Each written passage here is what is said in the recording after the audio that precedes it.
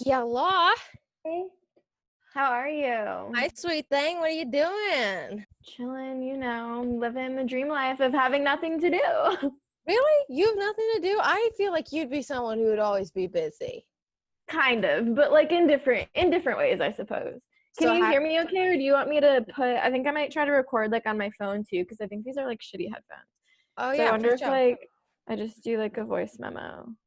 It says I'm at the Coffee Bean. That's funny. Coffee Bean across the street. I But wish I was at the Coffee Bean. I know. I'm like, I miss the days of sitting in coffee shops and like pretending to do really important things, Is but not having anything important to do. is that the LA culture? It really is. Everyone just has like their scripts like open and they're just like working really hard. They're like writing, but really they're just like sitting being like, look, everyone, I have a screenplay. Are you working on anything new right now?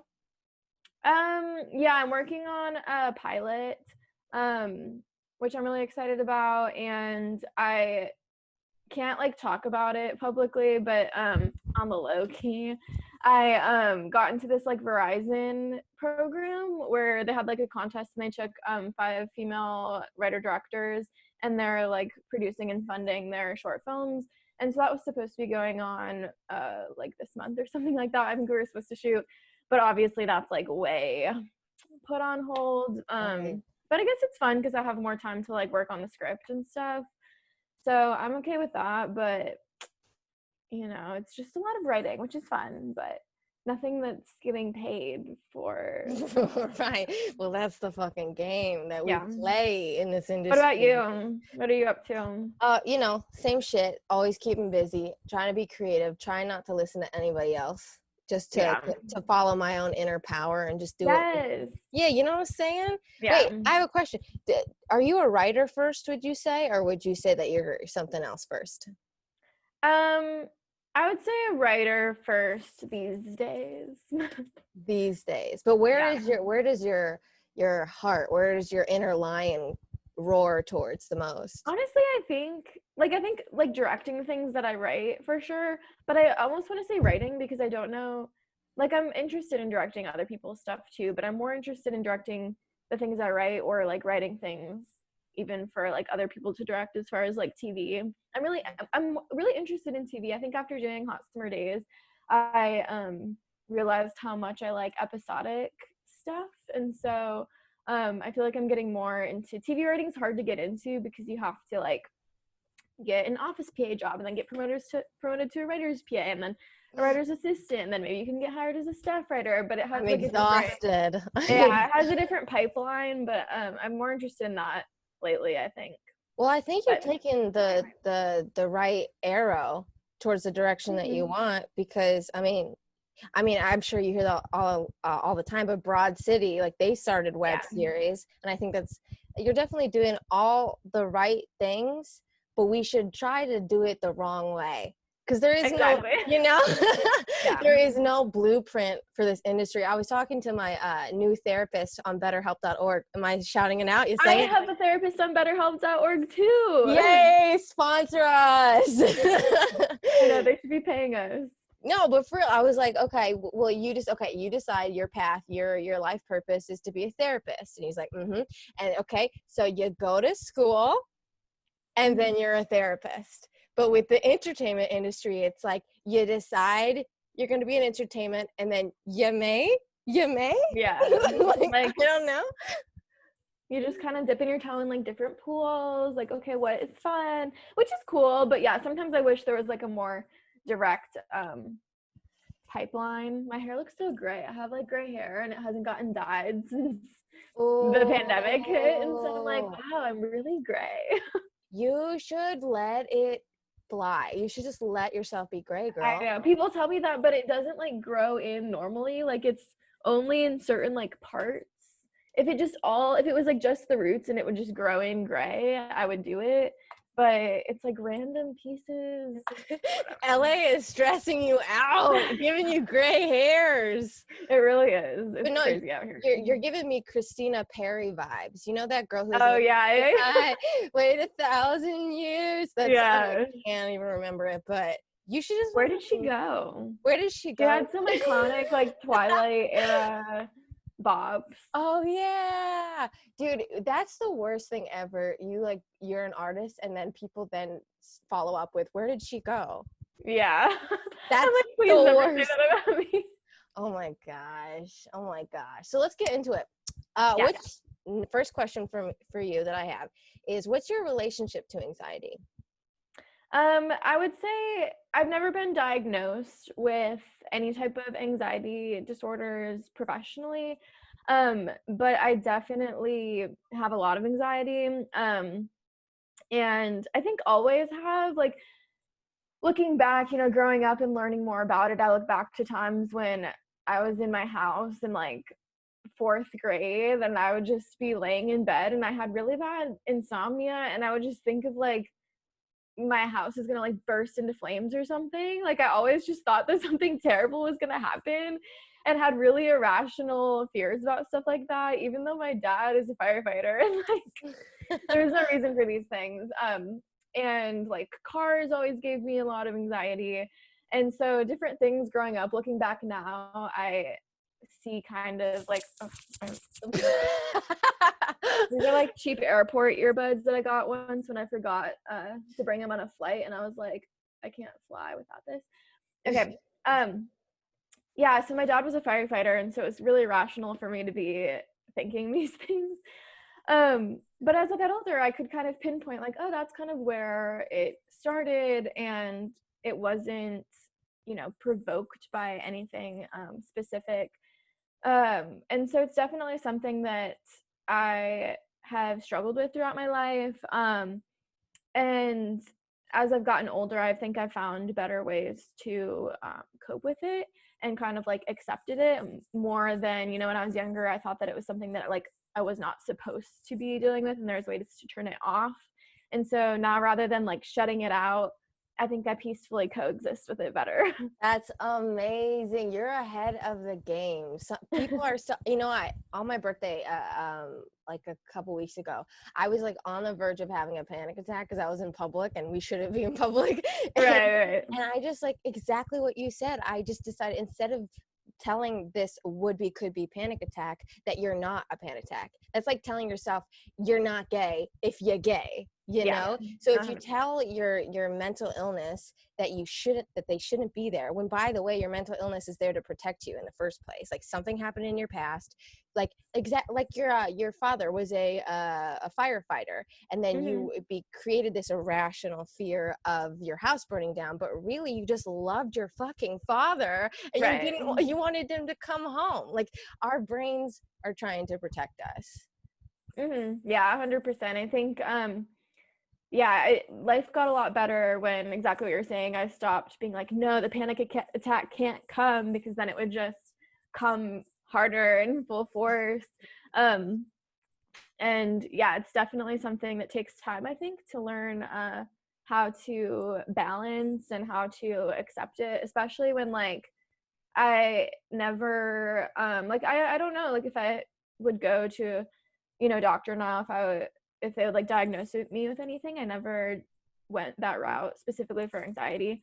But it's something that I maybe wish that I would have addressed like sooner in my life and accepted that was just something that was a part of me, Yeah, well, it's divine timing. You were supposed to figure out what you were supposed to figure out when you figured it out, right? 100%. And that it's made you this lovely, beautiful woman standing in front of me.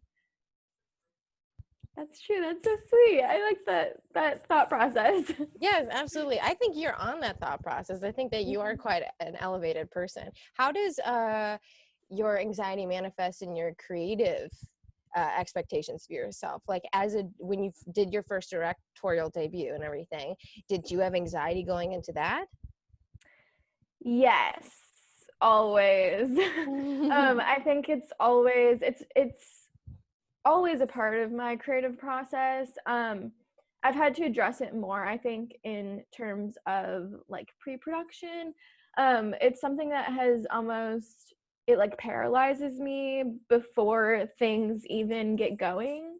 And so when it comes down to being on set for me, I think that's almost the least anxious part of it, because at that point, like, the ball's already rolling, and I think I'm pretty good at thinking on my feet, and like problem solving in that sense. But I would always and have always had a lot of anxiety before the fact in, you know, writing and pre-production, and just like, is this thing shit and not worth doing, you know, and just having a lot of self-doubt in that aspect. And then like, again, in post, being like, you know, if something's going on with the editing, or it's not exactly like it, I mean, nothing is ever gonna 100% be how you wanted it to be, or like imagined it in your head. And so it's definitely something I deal with kind of before and after production. It's a moving train, like you got to get on it or you'll be left in the dust. And so it's something that I think over the years I've learned to, and I'm still learning how to tame that like anxious voice in my head in the beginning that makes me almost not do it in the first place. Yeah, so it's not the doing that causes the anxiety, it's the thought about doing that causes the anxiety. And the thought after of like, well, what if everyone hates it now that it's done, you know? But it's done. Right. So what do you tell yourself to do the thing? I just kind of have to trust my own instincts. And I remind myself that art is subjective, and that I'm never going to do something that everyone understands. And that's okay. And I think more recently in my life, I've tried really hard to adopt the mindset of focusing less on being understood and focusing more on understanding other people in everything, like in conversations, in relationships, like rather than trying so hard to get like my point across and like win an argument or have people understand totally the point of my art or whatever, just trying to listen to other people better. And so I think that that's similar to what I try to tell myself to get myself moving in anxious moments, is just, you know, not everyone's gonna like it, but as long as it's authentically my voice, that's what matters most. And also just that this is like really an ideal time for creativity. I think that there's always this idea of, oh, it'll be better at some point when I'm making money, I'll feel better about it and less anxious and whatever. But ultimately, like later on in my career, I'm gonna be doing things on other people's terms for, you know, potentially serving their visions more. When it's my own independent projects, this is the only time in my life that I'm going to be able to be fully listening to myself. And so now is the time to please myself, you know, and do exactly what I want to do and how I want to do it, rather than thinking of like, is it commercial or will people like it? Because that's going to be more of a concern later when there's like other people's money and whatever involved. Wow, I love that. Does that answer the question? Yeah, I went off on a tangent. No, of course, I loved the tangent. No, wow, I love that so much. It's yeah, dude, you're doing art for yourself, and that's how it should be. We get caught up in the money game, right? Because you do get some nice cash flow if you do. If it's not even if you do it right, if you just happen to be in the right spot at the right time. And the money is addicting. I mean, like ask anybody in any industry, the money is addicting. Do you have any anxiety around money as an artist, or are you just like, you know what, I'll figure it out? I definitely have anxiety around money as an artist. I think that part of me is like, well, what if it never comes? And, you know, if I want to like have a family one day, how would I pay for that? Like, it's one thing when it's just me, you know, I'm like, oh yeah, I can like figure that out, whatever. And so I almost think like thus far in my life, it's almost been like separating the two, and like, okay, here's the money and then here's the creative stuff. Because most of my stuff I funded like with my own money up until more recently. And I only got those opportunities because I had spent like my entire savings account. Not that I recommend doing that. No, do it. I dare you. But yeah, I 100% have anxiety around the fact of like, what if the money never comes, in the form of it being like totally being able to depend on my art as like a career and as a full source of income.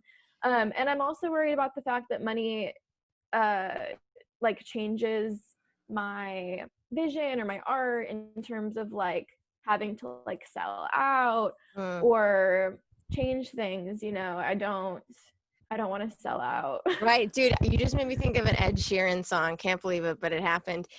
Money is the root of all evil and fame is hell. That's a line he said. Do you think like I love that? him. Do you think that?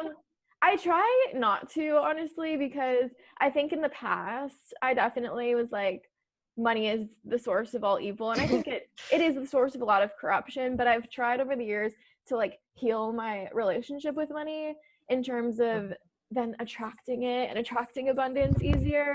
Because if I'm thinking of money as this like negative thing that I'm scared of, which like I am scared of it, but when I try harder to be like, okay, no, I deserve to get paid for like, these are just manifestation or affirmations, I suppose, Right, I was gonna that I ask you tell about that. myself. Yeah, that like I deserve to be paid for my art, and that it can coexist with a flourishing creative vision. And that, oh, what was I going to say? Yeah, I think that I have to see it as something positive and something that really allows me to like live to my full potential. Like I think billionaires are terrible, obviously, and absurd wealth is ridiculous, but I think living, you know, having money allows me to do the things I want to do and, you know, self-fund projects. And so I try to have like a really healthy, positive attitude towards it, even though it is like a big source of anxiety and terrible stuff in the world. I'm like, you know, at least if I had $1 million, I would do good things with it. Yes, you're just like how we're changing our relationship to anxiety, and we have. You change your relationship to money, and I kind of look at it like kind of an acid trip. I don't know if you've ever taken acid. You have. We'll talk about that later. But when you go into an acid trip saying that, oh, this isn't gonna be good, this is gonna be a bad acid trip, then you're more likely gonna have a bad acid trip. So Yeah. it really is the intention that you are setting that is so 100%. important. Yeah. If you're constantly thinking it as money is evil, it's gonna stay far away from you. Now, I think you have no trouble attracting abundance, Jenna. Because, like, I mean, yeah, it's nice when people choose us. It's nice when people pick us for a project or something. But you started on YouTube. Like, you have been self-made since the get-go. You have been attracting abundance before there was abundance. Yeah, it's been a journey, but it's, you just have to put yourself out there ultimately, which is scary, but you know, YouTube is a big source of anxiety for me too. I don't know if you want to talk about Really? that. Yeah, I have a lot to say about it. Do you want to say about something about it? Sure. Just because it's been on my mind, I'm like, you know, Yeah, I'll share say this. it, girl, say it.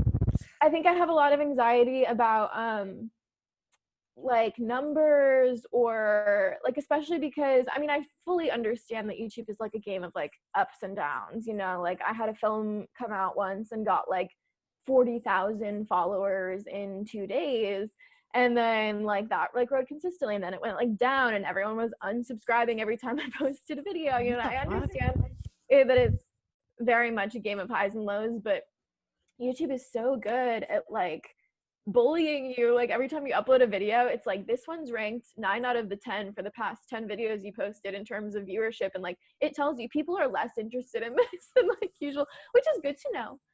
Is it But it is definitely anxiety inducing, and like you're sitting there like refreshing the statistics. And so I've tried to distance myself more from those kinds of things, and I have a lot of anxiety now that like I have created like a niche in the gay community, which is like amazing. And that's what I want. You know, I want people to subscribe to my channel for like LGBTQ representation and short films. But then part of me is also like, people only watch my videos if it's about like gay stuff. Like it has to be like how to get a girlfriend, right? or like how to flirt with a girl. Yeah, there's more to your art watch. than your sexual orientation. Yeah, 100%. And so it's kind of funny because, you know, I have been, you know, for a while like, oh, people only want to watch it if it's like gay stuff, so like I have to post the gay stuff, when it's like, I've been posting more stuff that's not the gay stuff, and it's doing terribly views-wise. No one wants to watch it. But, you know, people have made, like, my roommate made a really good point when I was like, oh, like, no one's watching this video, though. She's like, you know, you say you want people to watch stuff that's not gay stuff, like, that means that, like, you have to post it. You have to put yourself out there. And so it's scary, I think, too, to kind of not change your art, because it's still the same. It's just more, I'm introducing more facets of it. But, you know, you got to just confront the anxiety head on and be like, you know, well, if I don't post anything other than gay stuff, of course people are only going to watch the gay stuff. But I think that my anxiety uses that as like, I like excuses, you know? So I'm like, oh, I'm not doing everything I could be with this channel because people only want to watch the gay stuff. Or, oh, like, maybe if I change this and this and this eventually, then I'll be where I want to be. You know, I'm always trying to find excuses for things, because then if it's not successful, there's a reason for it, an excuse, versus if you're fully putting yourself out there and then it still doesn't work, that's like so much scarier than like, oh, it's just not working because I didn't do this, you know? Right. It's like anxiety around high expectations and like how you define success. My first podcast guest was Dwayne Murphy Jr., a comedian in Chicago. He's awesome. And I said to him, I was like, maybe you have reached success and you just define it way too high. So how do you, is that you? I think maybe a little bit, yeah. I honestly don't know 100% how I define success, because I think that everyone is probably way more successful than they would like to think that they are. And I don't think that there's a magic number for it. Like, I don't think I would be like, oh, if I hit 1 million subscribers, then I'm successful, because I think at that point I would be like, oh, if I hit 10 million subscribers, that is real success, you know? And so I don't think that it's something that can be measured by numbers or money. I would say that it's just fully, you know, living your truth, I guess. And feeling satisfied in that. But like, when are you ever satisfied? You know, it's complex. I don't know. It is complex. Well, trickling back to what you were saying, like how you feel kind of conflicted with the area of your life that you have right now, which is your creative expression, and then the area of the life that you want. And no wonder like you're at war and kind of at odds with it, because you have one thing that you have to give your 100% to, but then there's this other, as you say, facet of yourself, just like the facets of your art, that you can't give time to, which is creating a family. Is that something that you feel almost like in the back of your mind that you'll never be able to have because of the path that you've chosen? I think a little bit. I think that there's a lot of people, and a lot of women especially now, who are proving that you can do it all. But it's absolutely like in the creative field, and especially as like a director, it definitely feels like the two can't coexist. Like, I know that the WGA, the Writers Guild, and I think that the DGA, I think that they've been passing, I'm not 100% sure on this, but I believe that they've been either in talks to pass or passing like more regulations for like paid parental leave and things like that. But ultimately, as you know, a director, like if you're really successful and then you take 4 years off to raise a kid, like you can't bounce back from that as easily. And so I've seen a lot of women lately who have like their babies strapped to their chest while they're directing their feature films, and I'm like, you go, girl. But also, like, I think that I want that eventually, but I think it's almost so far away that it's not in the forefront of my mind, because it's also something that, like, if the situation is right at that time, I'll do. But like, my art is my baby right now, and my career is my baby. And so, you know. Oh my God. Why it keeps falling out? It just doesn't want to be in there. No, I think it's bullshit that women have to choose, and we don't have to. Like I don't remember her name, and that's kind of rude, but the woman who showruns Working Moms, that Netflix show. Oh yeah. And someone was talking about her. Oh, I think she's related to Adjacent. That's irrelevant. Anyway, so someone was talking about her, and now she really just, I can see you being someone like this. She like she's super great with everybody on set, and then right when she hits lunch, she goes hangs out with her kids, and then she's back on it again. And it's like, you can have it all. You just need to simplify what the fuck that means. Yeah, 100%. Okay, yeah, which brings us like that. Yes, I love that. So what brings us to our thesis question. Are you ready? Yes. Okay. If you could truly live fearlessly, what would you do? If I could truly live fearlessly, I think I would like travel a bunch and bop around the world. You know, because then I would be fearless of money issues. This is like, you know, if I had all the money in the world, or like wasn't scared of not having money, yeah, I think I would travel and do like save the world docs, which I want to do anyways.